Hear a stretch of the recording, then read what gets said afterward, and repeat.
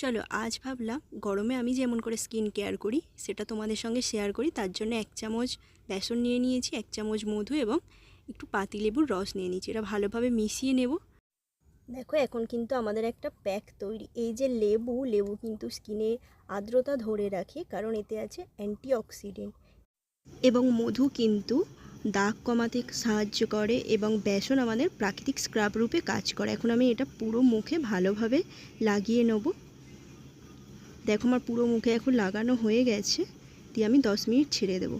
10 minute পর দেখো শুকনো হয়ে গেছে। আমি কিন্তু একটা সার্কুলার মোশানে ভালো করে একটু মাসাজ করে নেব, দিয়ে আমি ধুয়ে নেব। এরকমভাবে তোমরা বাড়িতে করবে। দেখো আমি এখন ধুয়ে নিয়েছি। স্কিন দেখো কতটা গ্লো করছে। সহজেই কিন্তু এই প্যাক বাড়িতে থাকা উপাদান দিয়ে তৈরি করতে পারবে। চলো আজকের ভিডিওটা কেমন হয়েছে অবশ্যই জানিও। টাটা।